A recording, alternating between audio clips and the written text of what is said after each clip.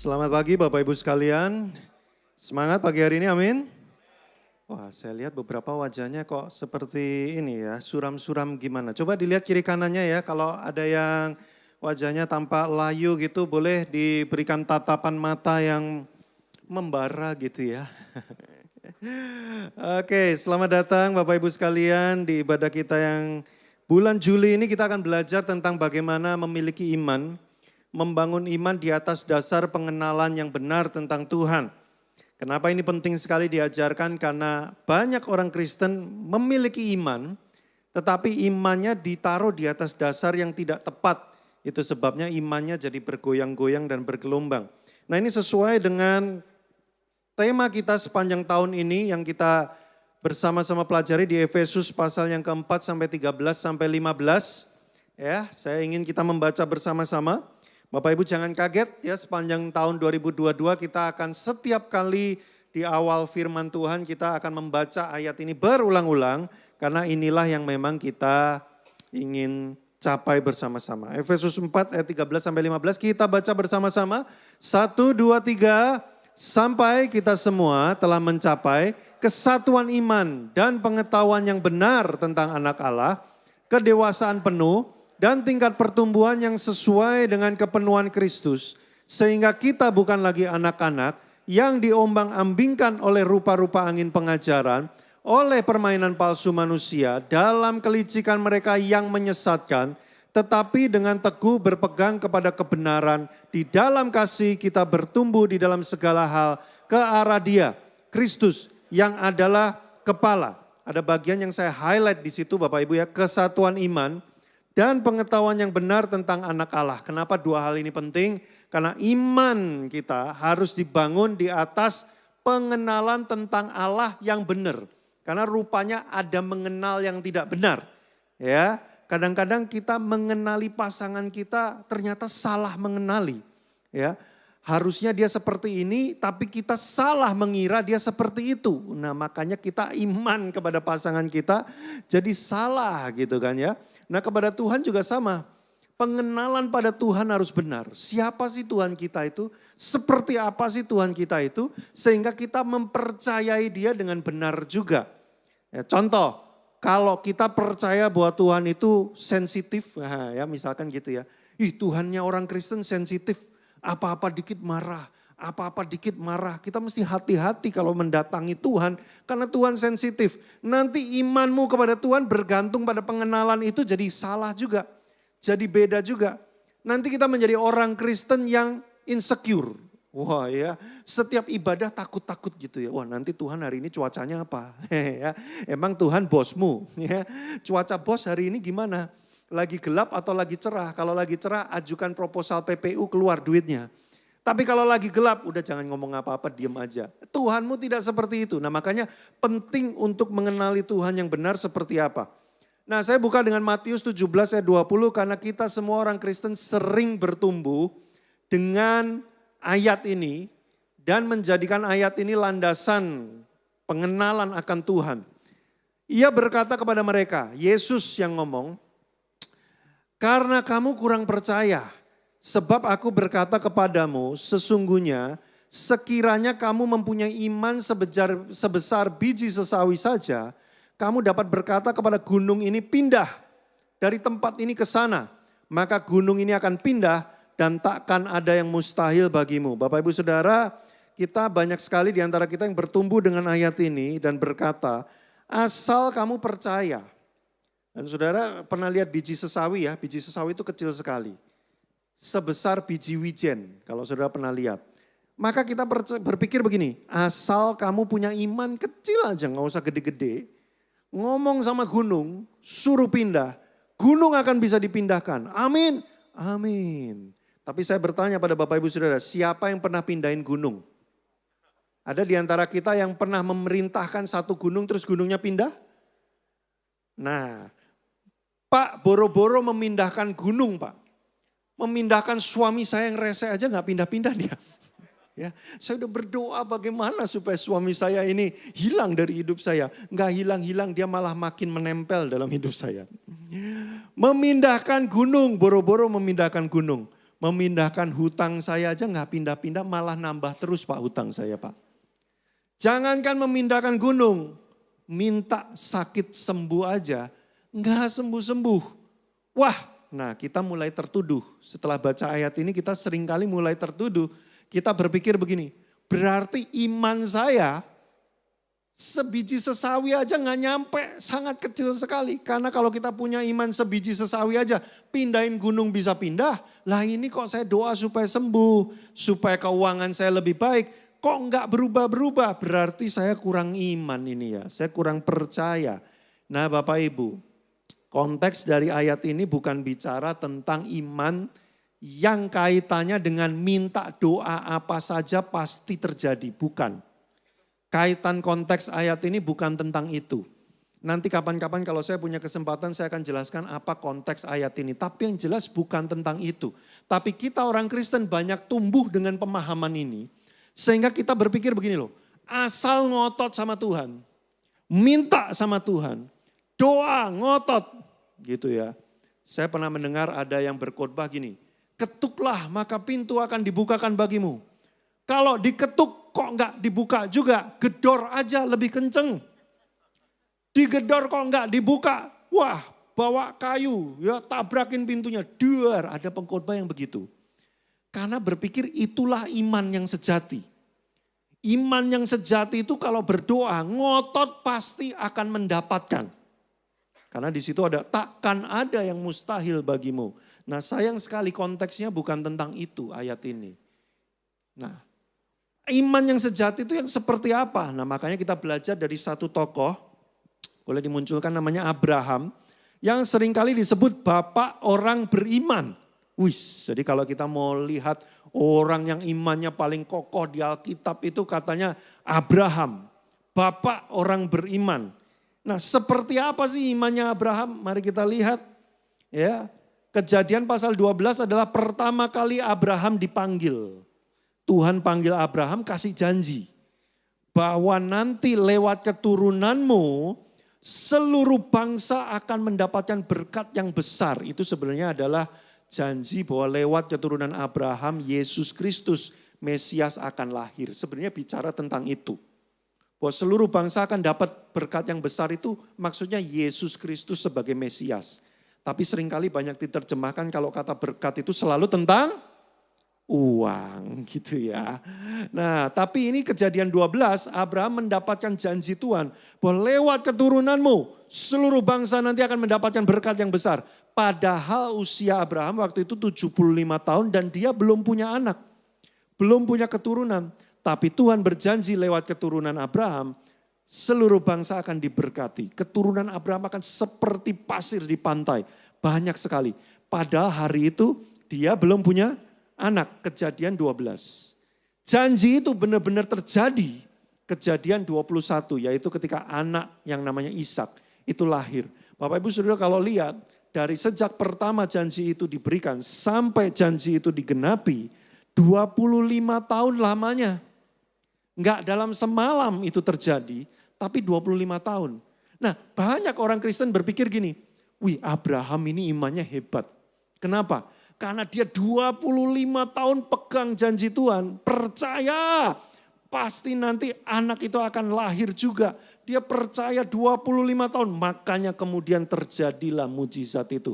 Kita orang Kristen banyak sekali konsep berpikirnya begitu. Makanya mengira Abraham itu hebat sekali. Tapi kalau kita baca ceritanya benar-benar, apakah benar Abraham seperti itu? Nah saya munculkan. Saudara lihat yang panah-panah kuning itu. Ternyata di sepanjang perjalanan 25 tahun itu. Dari Kejadian 12 sampai Kejadian 21. Setidaknya yang tercatat. Ada 4 kali Abraham itu pernah gagal imannya.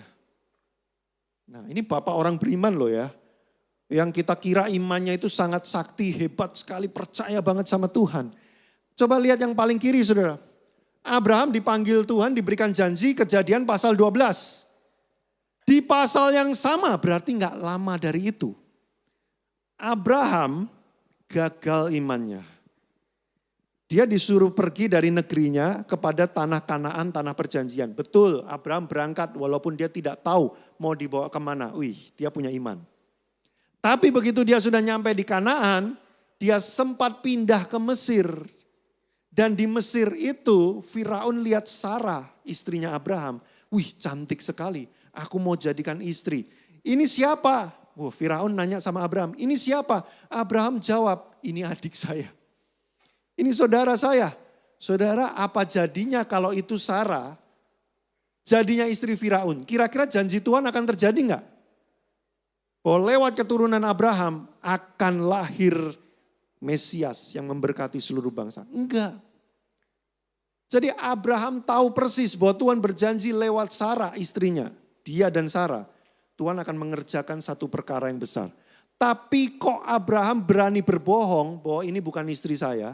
Dan membiarkan Firaun mengambil Sarah. Wah, ini kegagalan iman Abraham. Dan kegagalan ini bukan kegagalan kecil loh saudara. Ini mah udah, kalau saudara nonton film-film thriller gitu ya, ini namanya plot twist. Ya, belok arah dan beloknya tajam. Andaikan Tuhan tidak mengintervensi saat itu, Sarah menjadi istrinya Firaun, selesai sudah, nggak ada ceritanya saudara. Yesus lahir, Mesias, nggak ada ceritanya. Tapi saudara harus tahu bahwa kegagalan Abraham bukan cuma sekali loh, berkali-kali, 4 kali. Bahkan boleh dimunculkan lagi. Bahkan di sepanjang 25 tahun itu Tuhan 4 kali mendatangi Abraham, ngomong langsung menegaskan janjinya. Kejadian 12, 13, 17, 18. Itu Tuhan berkali-kali ngomong bahwa, hei ingat ya lewat keturunanmu loh nanti akan ada berkat.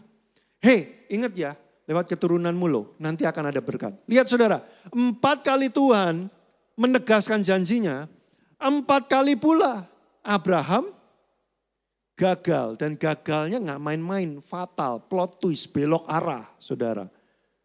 Kita pikir Abraham itu bapak orang beriman. Wes, dia pokoknya imannya tak tergoyahkan.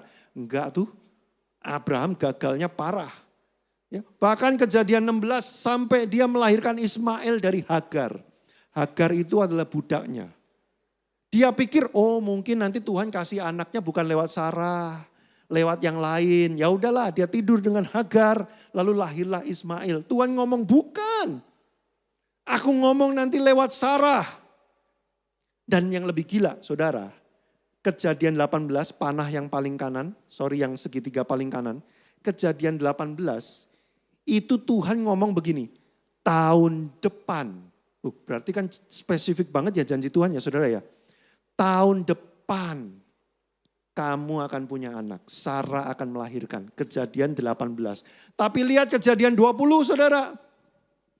Berarti kan jaraknya deket itu, dalam setahun itu kan. Lagi-lagi Abraham mengizinkan istrinya hampir diperistri oleh orang lain lagi. Abraham mengizinkan istrinya hampir diperistri oleh orang lain lagi namanya Abimelek. Waktu Abimelek nanya, ini siapa kok cantik banget? Saudaraku.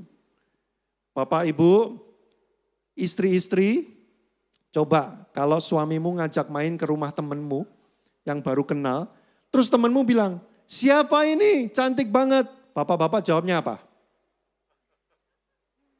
Ini adik saya. Langsung Anda kan pulang-pulang, cerai aja, kita cerai aja. Kurang ajar kamu ya, enggak mengakui istri di depan orang lain. Lah ini Abraham kayak gitu, padahal janji Tuhan udah jelas. Tahun depan Sarah akan melahirkan dan lewat keturunanmu akan mendapat berkat bangsa-bangsa. Tapi Abraham kok ya masih kayak gitu ya. Ini bapak orang beriman. Saudara, kenapa saya paparkan diagram ini? Statement berikut ini penting bagi kita semua. Kisah Abraham bukan tentang iman Abraham yang tidak pernah gagal. Kita pikir kalau kita baca ceritanya Abraham, ini tokoh utamanya Abraham. Wih, Abraham keren, Abraham luar biasa, imannya tak tergoyahkan. Bukan. Cerita tentang Abraham bukan cerita tentang iman Abraham yang tidak pernah gagal. Karena buktinya Abraham gagal berkali-kali. Mirip gak sama kita? Mirip. Tapi cerita tentang Abraham bicara tentang apa saudara? Adalah kisah tentang Tuhan yang tidak pernah gagal. Karena walaupun Abraham gagal, Tuhan selalu balikin lagi. Saudara, saya jadi nggak enak ini, karena ceritanya agak-agak promosi. Ya saya nonton satu film namanya film drakor ya, namanya The Penthouse. Ada yang pernah nonton The Penthouse? Ya, 48 episode 3 season. Pertama kalinya saya nonton panjang banget. Saudara, itu ceritanya itu plot twist belok-belok terus. Yang benar mau menang, tiba-tiba yang jahat menang lagi gitu ya. Terus yang benar mau menang lagi, yang jahat menang lagi gitu ya. Tapi pada akhirnya namanya film, sudah tahu endingnya bagaimana? Yang benar pasti menang, namanya juga film. Coba Anda nonton film yang jahat yang menang, pulang-pulang merasa rugi kan? Udah bayar mahal-mahal, kok yang jahat menang, yang jagoannya kalah, film apaan? Kan pasti gitu kan ya.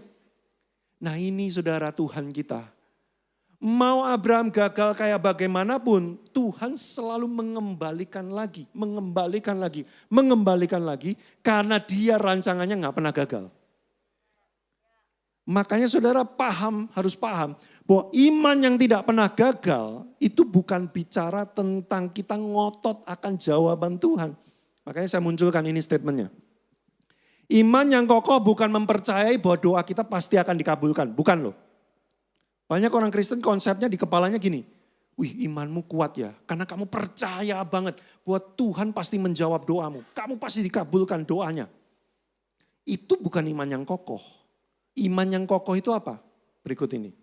Iman yang kokoh adalah iman yang mempercayai bahwa Tuhan selalu memberi yang terbaik apapun keadaannya. Mau dijawab tidak dijawab doamu, kamu tidak kehilangan percayamu bahwa Tuhan baik untuk kamu. Makanya saya kemarin nge-tweet ya di Twitter. Mungkin udah banyak yang gak main Twitter. Saya bilang begini, mempercayai Tuhan itu bukan pada saat kita lagi baik-baik saja. Justru walaupun keadaanmu lagi tidak baik-baik saja, tapi engkau percaya bahwa Tuhan tetap baik, itulah iman kita. Saudara. Makanya gambar ini saya munculkan saudara, rata-rata orang Kristen tuh kayak gitu. Yang bulat tuh kita, bintang itu jawaban doa, segitiga tuh Tuhan. Rata-rata kita itu sebagai orang Kristen sukanya apa? Ngeliatin jawaban doa terus. Kita pikir iman yang kuat adalah iman yang melihat jawaban doa itu pasti terjadi, pasti terjadi, pasti terjadi. Bukan. Kalau imanmu seperti itu, makanya engkau kecewa. Kenapa? Karena tidak semua doa kita dikabulkan oleh Tuhan.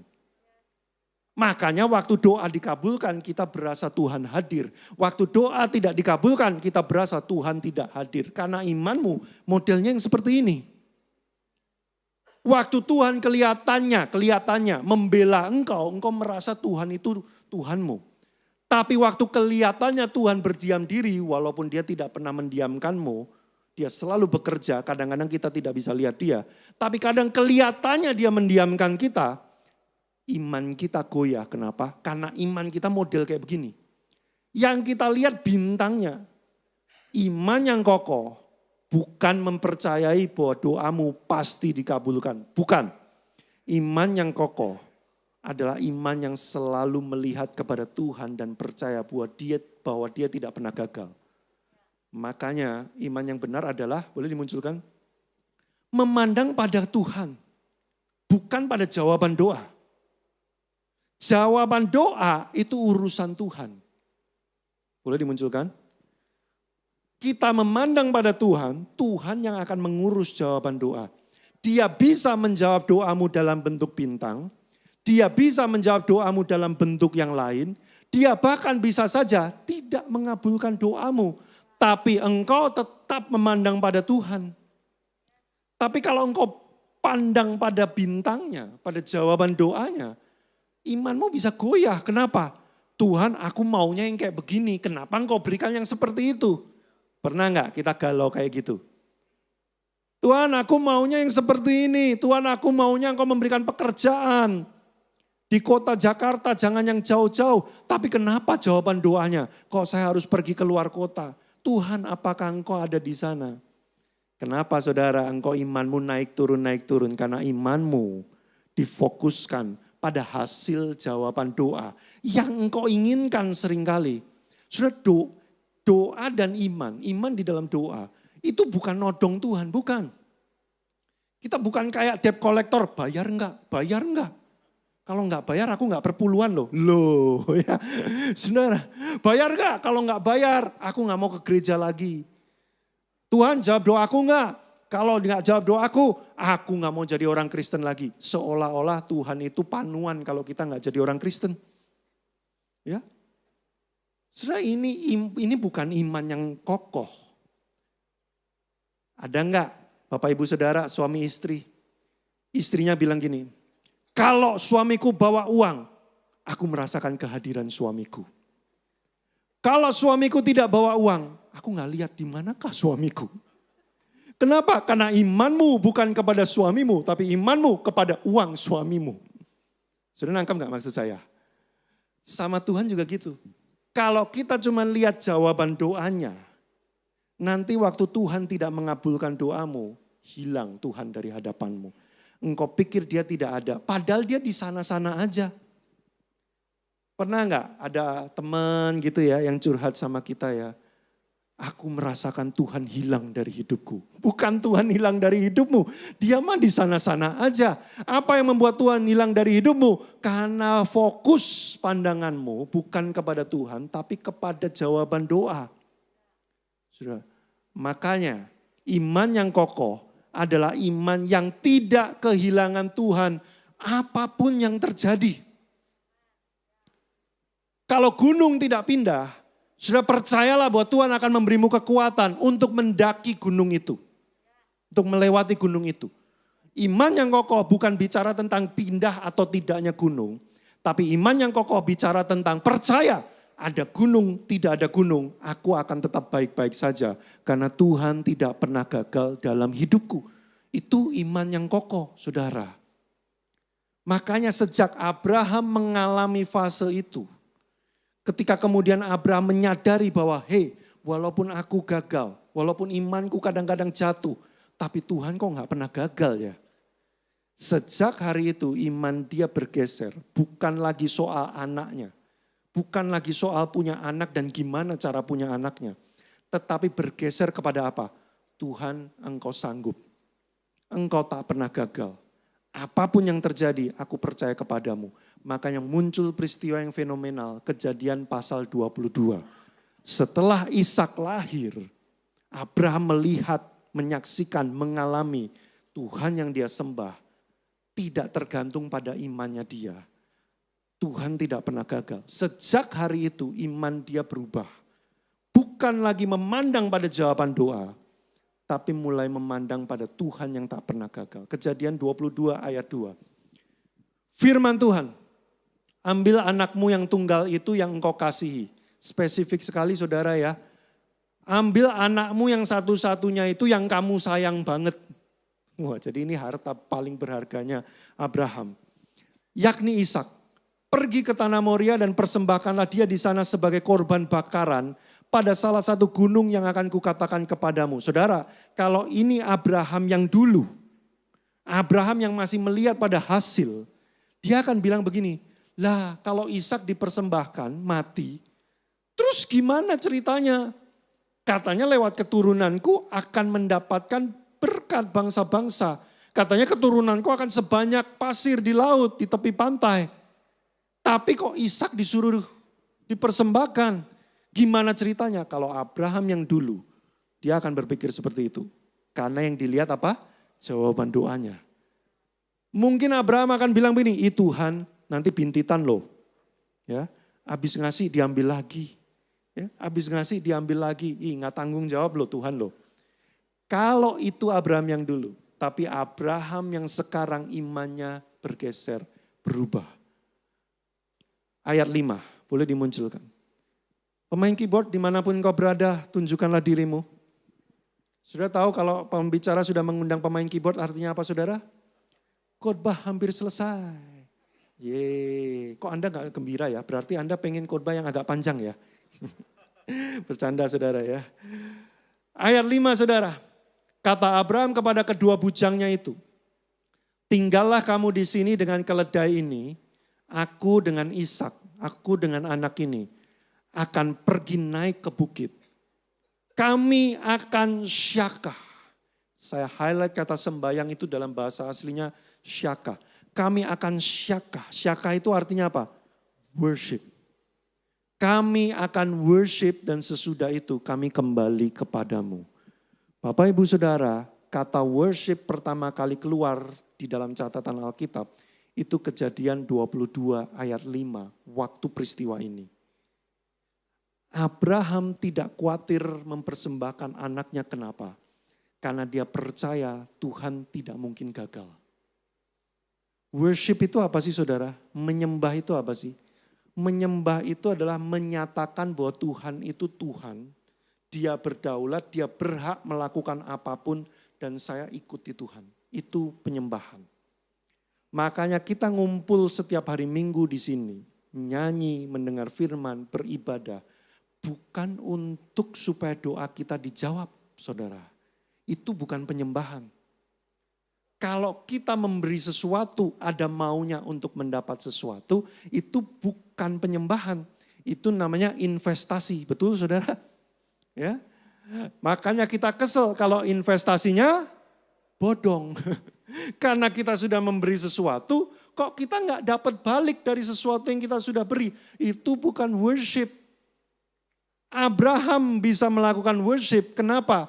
Karena dia mengakui bahwa engkau Tuhan, engkau tidak akan gagal, engkau sanggup melakukan apapun. Maka kalau hari ini aku mempersembahkan Ishak, entah bagaimana caranya, engkau sanggup untuk menggenapi janjimu kepada hidupku. Worship.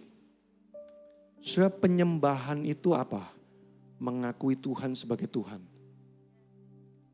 Tidak peduli Tuhan akan lakukan apa, aku percaya Dia akan menyediakan yang terbaik buat aku. Ayat berikutnya.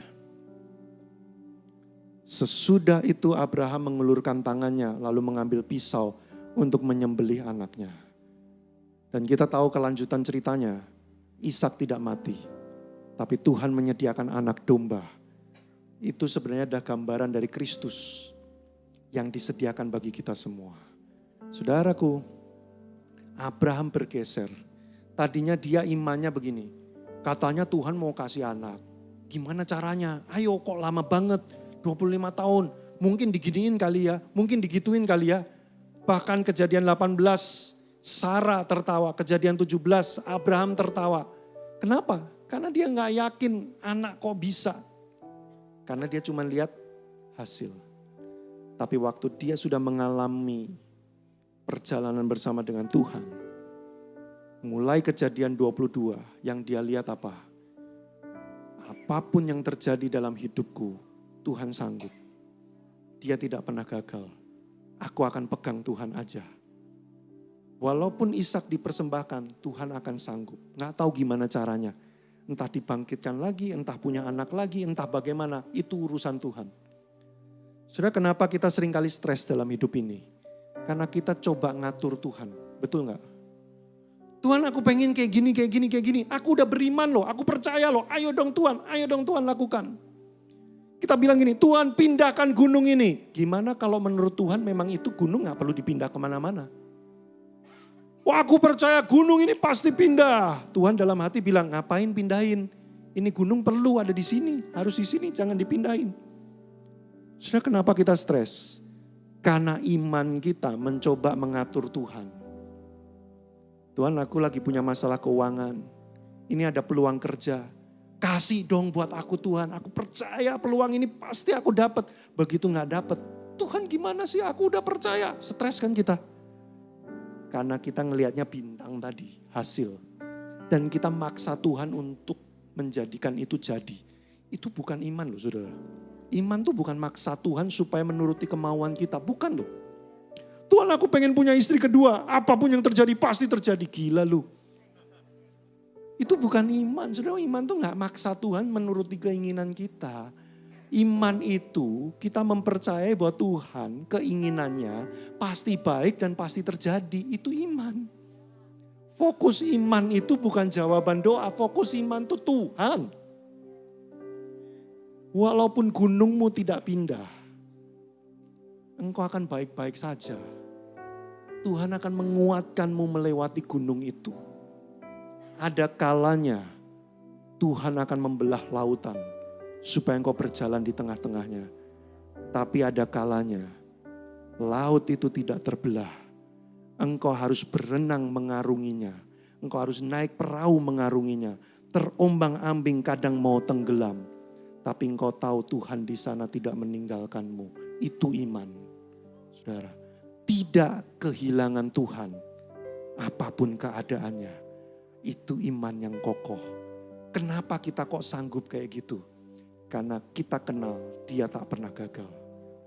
Dia gak pernah abai, dia gak pernah ketiduran, dia gak pernah luput. Dia gak pernah kelewatan main Mobile Legend. Anakku jatuh, itu kita. Instagraman, anakku gedubrak jatuh. Tuhan gak kayak gitu. Dia gak pernah gagal. Dia ada di samping kita walaupun laut tidak terbelah. Terombang-ambing bersama kita, dia tidak tinggalkan kita, saudara. Ketika engkau mengenal itu Tuhanmu, maka imanmu akan menjadi kokoh. Walaupun kau sedang lelah, engkau berjuang, bahkan mungkin sakitmu tidak sembuh. Saudara, saya akan beritahu, tidak semua sakit yang didoakan itu sembuh. Wah Pak, kayak kurang iman aja, salah. Enggak gitu cara pikirnya. Saudaraku, kalau kita maksa harus sembuh. Kalau nggak sembuh kamu bukan Tuhan loh. Hayo. Itu bukan iman. Itu ngancam namanya. Saudara nangkap maksud saya nggak? Iman yang kokoh tuh gini loh. Tuhan kalau engkau mau sembuhkan, engkau bisa sembuhkan. Engkau Tuhan atas segalanya. Aku berharap sembuh nggak? Iya, aku berharap sembuh. Tapi kalau Tuhan nggak sembuhkan, aku tetap tidak tinggalkan Tuhan. Karena aku tahu dalam sakitku pun, Tuhan tidak gagal untuk memelihara hidupku kok. Aku akan tetap menjalaninya dengan baik-baik saja. Walaupun mungkin terasa sakit. Itu iman, saudara. Abraham setelah pasal 22 berubah menjadi seperti itu. Saya tutup dengan statement ini. Bukan iman kita yang menentukan perilaku Tuhan. Bukan gara-gara kita beriman, lalu terus kemudian Tuhan kayak, wah ini hebat nih ini orang nih, jawab aja doanya. Salah. Lihat cerita Abraham. Dia imannya jatuh berkali-kali. Tapi Tuhan gak pernah gagal. Kalau kita tidak setia, Tuhan tetap setia. Itu Alkitab, itu bunyi firman-Nya. Bukan iman kita yang menentukan sikap dan perilaku Tuhan. Tapi siapa Tuhan yang menentukan iman kita. Justru karena kita kenal dia gak mungkin gagal. Makanya kita jadi kokoh hati kita. Bukan kita kokoh dulu baru Tuhan kemudian gak gagal. Gak, justru karena dia gak pernah gagal makanya kita kokoh, saudara. Iman kita harus berpusat pada Tuhan bukan pada sikap hati kita. Sikap hati kita harusnya ditentukan oleh siapa Tuhan kita. Makanya penting untuk mengenal siapa Tuhanmu, saudara. Kalau engkau pikir Tuhan itu apa-apa dikit kepret, apa-apa dikit kepret, apa-apa dikit kasih penyakit, kasih kutuk. Engkau pikir Tuhan sejahat itu, imanmu nanti akan naik turun. No, walau kita tidak setia, dia tetap setia. Walau kita gagal mempercayai, dia tetap akan terus berhasil dengan rencananya. Izinkan saya menutup dengan cerita saudara karena saya belum punya kesempatan dan kebetulan hari ini topiknya pas tentang punya anak. Tahun 2007 saya menikah dengan VV. 2 tahun pertama kami memutuskan memang mau jaga dulu. Setelah 2 tahun saudara kami berpikir kami ini seperti pasangan normal pada umumnya. Yang begitu keran dibuka akan terjadi peristiwa itu. Gitu ya. Saya pikir normal gitu ya. Jadi begitu tahun kedua udah kita mau mulai berusaha pengen punya anak. Ternyata gak bisa-bisa. Setelah 5 tahun, 6 tahun, 7 tahun gak bisa-bisa. Saat itu mulai panik. Saudara yang pernah memiliki pengalaman seperti kami. Saudara tahu betapa stresnya pertanyaan, sudah punya anak belum? Melelahkan sekali. Saya kalau pelayanan kemana-mana gitu ya, jeda ibadah 1 sama ibadah 2 ada yang nemenin. Anaknya berapa Pak? Belum ada. Oh belum ada. Terus biasanya mereka mulai cerita, ada jemaat kami belum punya anak 7 tahun lalu Tuhan menjawab, jeng. Ada pekerja kami, ada pemimpin kami. Biasanya ceritanya polanya begitu.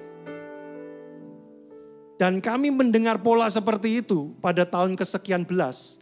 tahun 10, 11, 12, 13, itu mulai kayak, ya itu pekerja lu, bukan gua.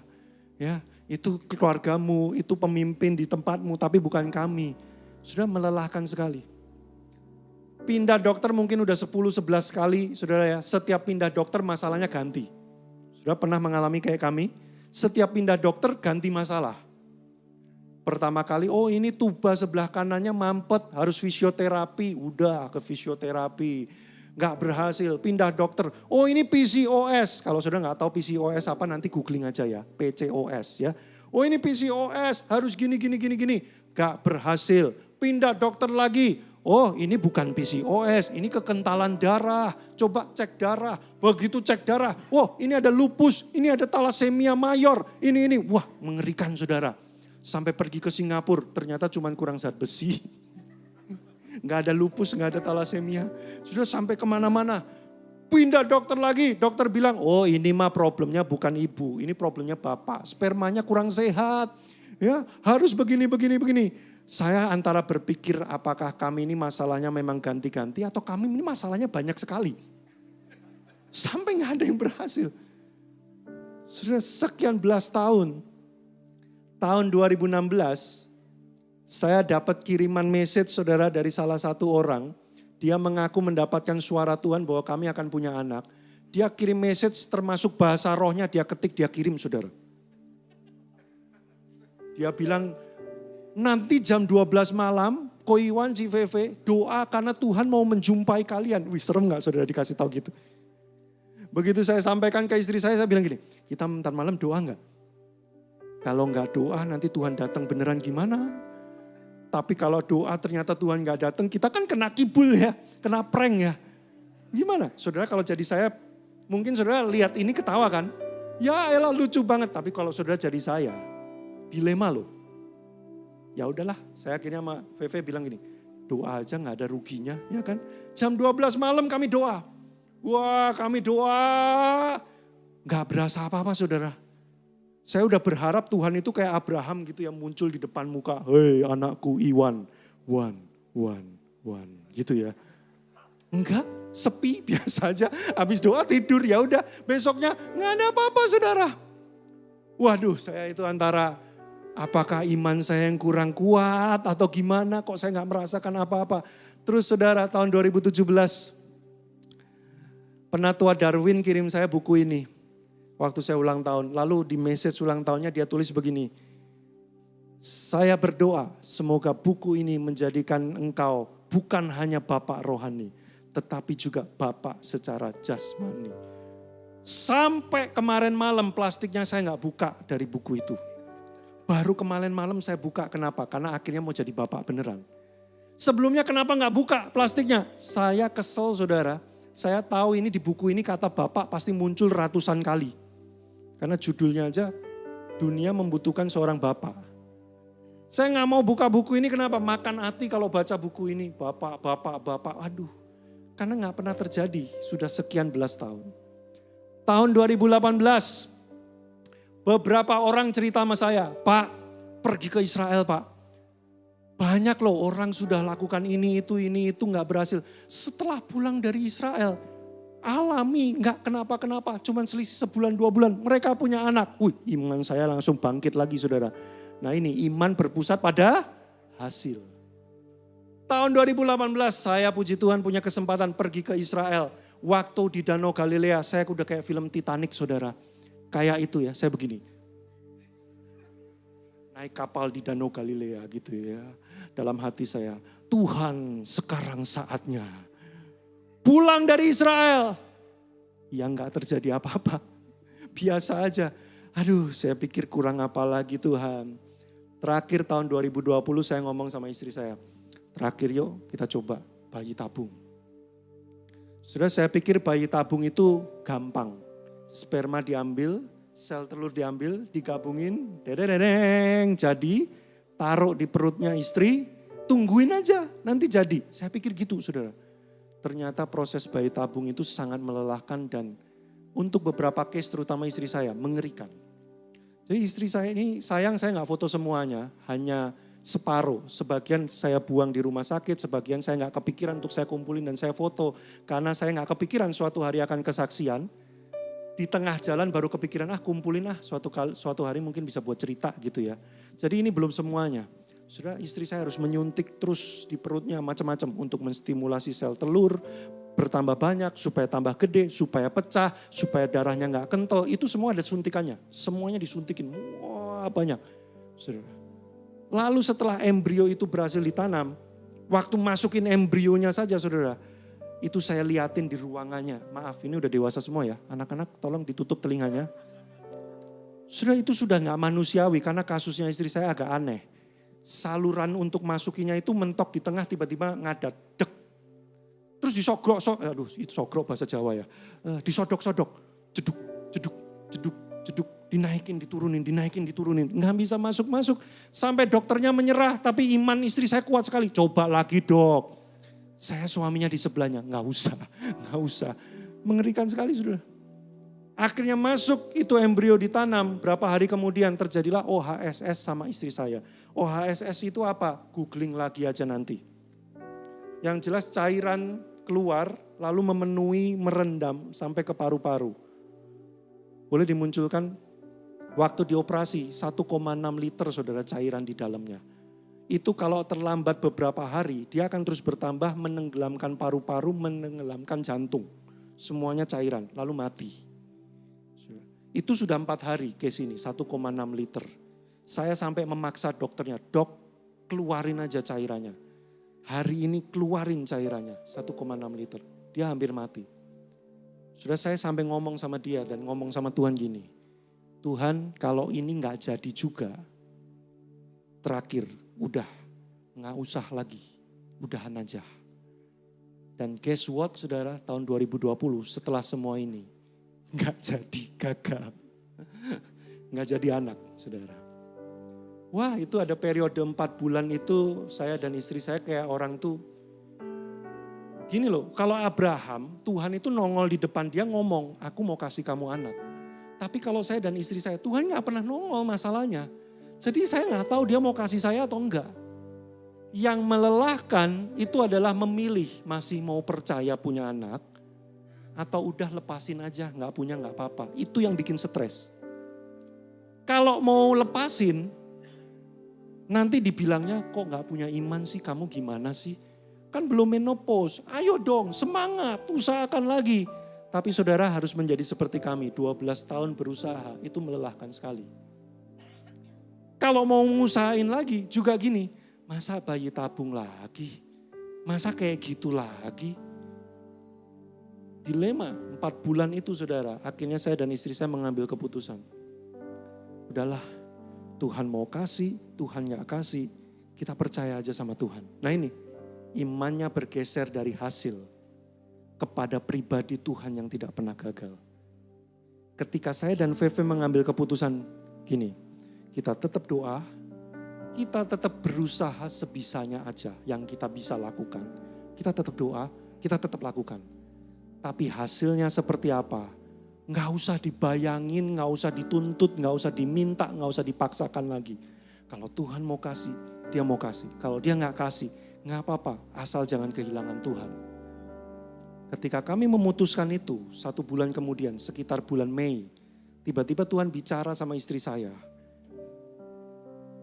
Tuhan tuh sering bicaranya bukan sama saya, sama istri saya. Jadi dia tiba-tiba ngomong gini, Tuhan kemarin malam bicara waktu doa, kata kalimat gini, mujizat di tengah kemustahilan. To be honest saudara, waktu saya dengar kalimat itu, hati saya itu udah gini, suruh beriman lagi. Aduh, udahlah, capek banget. Tapi karena istri saya kayaknya habis dapat pewahyuan gitu ya. Saya kalau mau ngomong, udahlah gak usah yang gitu-gitu kayaknya kan gak enak gitu ya. Jadi saya, amin, ayo kita berusaha. Tapi hati saya itu udah kayak, udahlah, udah gak usah yang gitu-gitu lagi. Udah gak usah yang rohani-rohani lagi, dengar suara Tuhan apa. Udahlah, udah gak usah lagi. Lelah sekali saudara saya. Sejak hari itu walaupun saya lelah, istri saya itu ngomong gini, yuk kita doa yuk. Ya udah doa. Papa mama mertua datang waktu itu ke Jakarta. Setiap malam saya dan istri berdoa, setiap pagi kami berdoa satu keluarga, papa, mama, saya dan Veve. Kami doa tiap pagi. Doanya bukan doa, Tuhan kasih anak, kalau nggak kasih anak awas lu ya, kita nggak mau pelayanan lagi. Enggak saudara. Doanya cuma nyembah Tuhan aja, nyembah Tuhan, bersyukur, nyanyi kayak saudara tadi. Nyanyi, meninggikan Tuhan, mengagungkan Tuhan. Tiap malam saya dan istri saya cuma pegangan tangan Tuhan, thank you, kami bersyukur. Nyembah Tuhan aja saudara, 4 bulan sampai Oktober. Tidak ada yang terjadi, biasa aja semuanya. Kami normal-normal aja, udah gak pakai apa-apa lagi. Saudara, ke dokter waktu itu cuman karena dia ada histori, ada kayak mium gitu ya yang harus diangkat.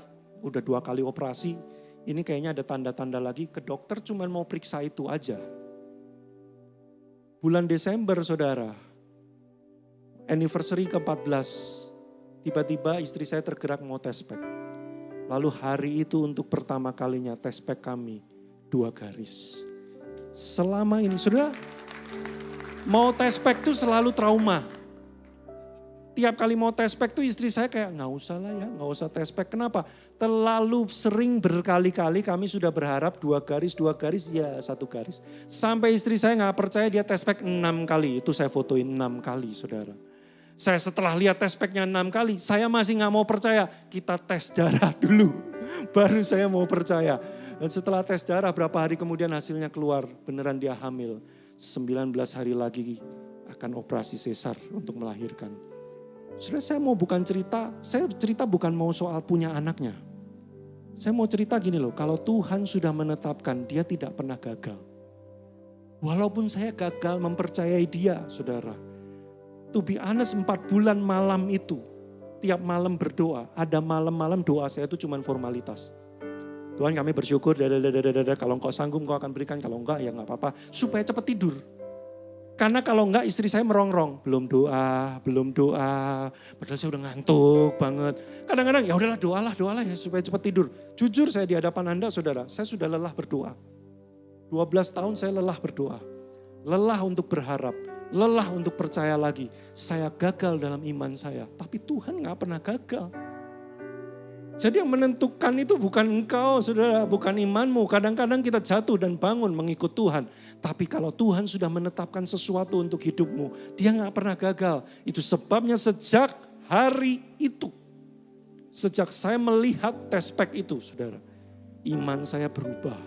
Sejak hari itu saya bilang gini loh, ke depan Tuhan, mau apapun yang terjadi dalam hidup saya, mau apapun yang terjadi dalam hidup saya, mau doa saya dijawab Tuhan atau tidak, mau langit dan bumi gonjang-ganjing kayak apapun, aku tidak pernah melepaskan Tuhan. Karena engkau tidak pernah gagal dalam hidupku. Kalau engkau sudah menetapkan seperti ini, apapun yang terjadi, pasti terjadi. Itu Tuhan kita saudara. Jadi hari ini apa pergumulanmu? Mungkin engkau sudah lelah. Tuhan aku mau doa buat penyakitku gak sembuh-sembuh. Gak apa-apa. Lelah gak apa-apa. Iman yang kokoh bukan mempercayai doamu pasti dijawab. Iman yang kokoh mempercayai bahwa Tuhanmu tidak pernah meninggalkan engkau. Walaupun doamu mungkin tidak dikabulkannya. Tuhanmu tidak pernah tinggalkan engkau. Lah berarti aku masih sakit. Lebih baik engkau sakit bersama dengan Tuhan daripada engkau sembuh tapi engkau kehilangan Tuhan. Engkau pergi ke dukun, engkau usahakan dengan cara-cara yang aneh-aneh. Engkau sembuh tapi engkau kehilangan Tuhan. Lebih baik hari ini keuanganmu berjuang tapi engkau berpegang kepada Kristus daripada engkau dapat banyak uang tapi engkau menjual dan menggadaikan Kristus. Itu bukan iman. Iman bukan jawaban doamu. Iman bicara soal Kristus yang tidak pernah gagal ada dalam hidupmu. Mari kita datang di hadapan Tuhan. Tim worship akan nyanyi satu lagu. Bawa hatimu di hadapan Tuhan. Ketika ku hadapi kehidupan ini, jalan mana yang harus ku pilih? Ku tahu ku tak mampu, ku tahu ku tak sanggup. Hanya Kau Tuhan tempat jawabanku. Kami tahu Tuhan, Aku pun tahu ku tak pernah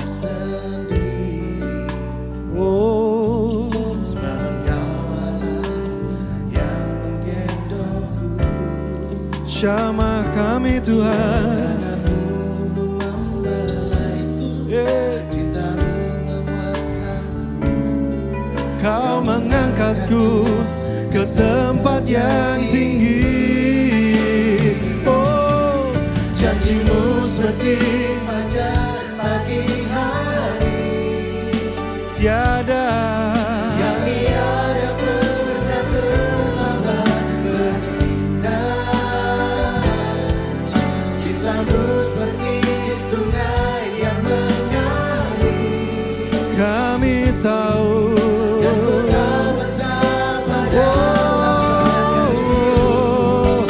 Janjimu seperti fajar pagi hari, pandang Tuhan yang tiada pernah terlambat bersinar.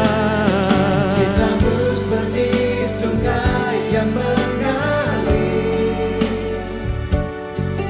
dan ku tahu betapa Sekali lagi, sambil bangkit berdiri, mari semuanya. Janjimu seperti fajar pagi hari, yang tiada pernah terlambat.